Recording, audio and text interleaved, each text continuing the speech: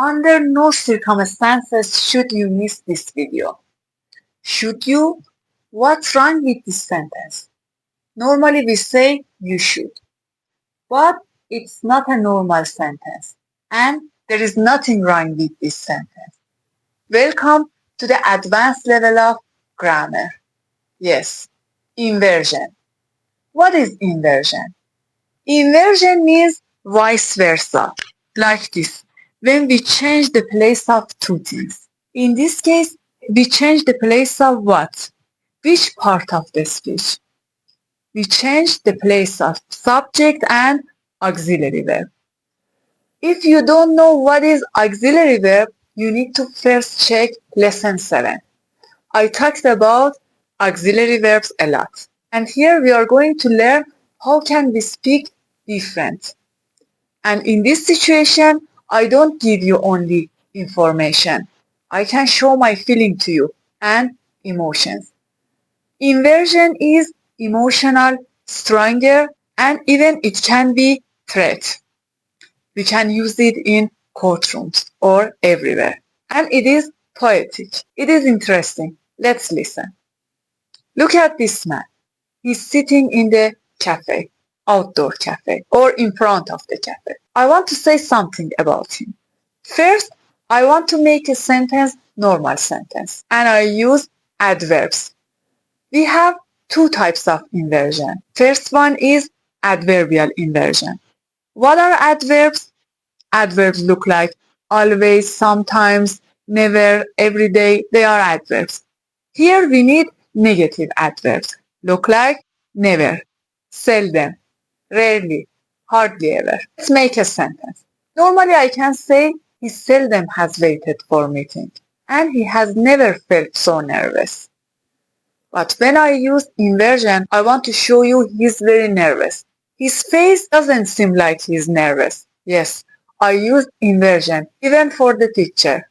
Inversion means opposite. For example, black and white or happy and sad. It is the meaning of inversion. Right now I want to change this sentence to the adverbial inversion.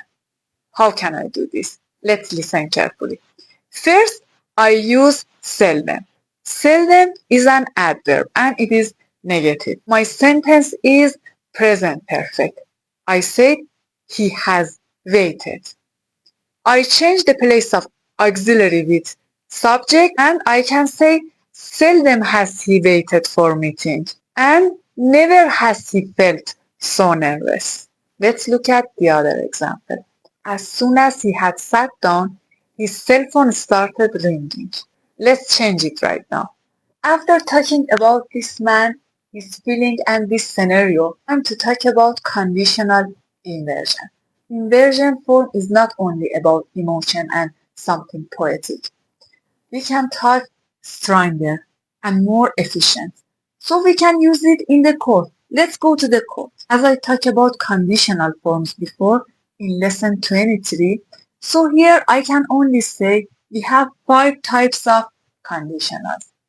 Zero conditional, first conditional, second one, third conditional, and the mixed one. But we don't care about zero conditional and mixed conditional here.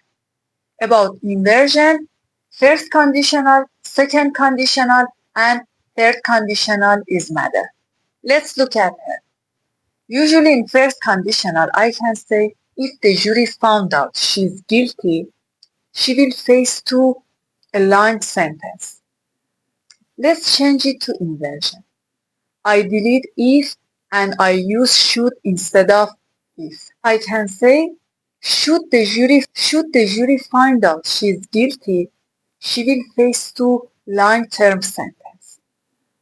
I delete if, I bring should at the first of the sentence, and that's all. Let's look at second conditional. I can tell it to her. If I were you, I would tell the truth completely. Let's change it.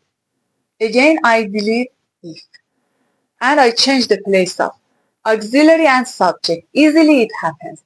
Were I you, I would tell the truth completely. Right now, third conditional. I can tell it to her.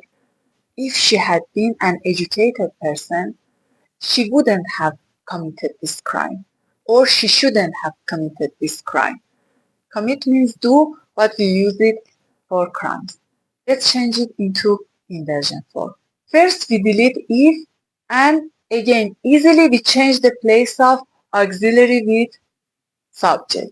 Had she been educated person, she shouldn't have committed this crime. As I explained about adverbial inversion and conditional inversion, I prepared a board with formula for you. You can take a photo of them. If this video is useful for you, please don't forget, like, subscribe, and write comments here. I asked you a question and you can answer it. Thanks for watching, keep practicing, and good luck.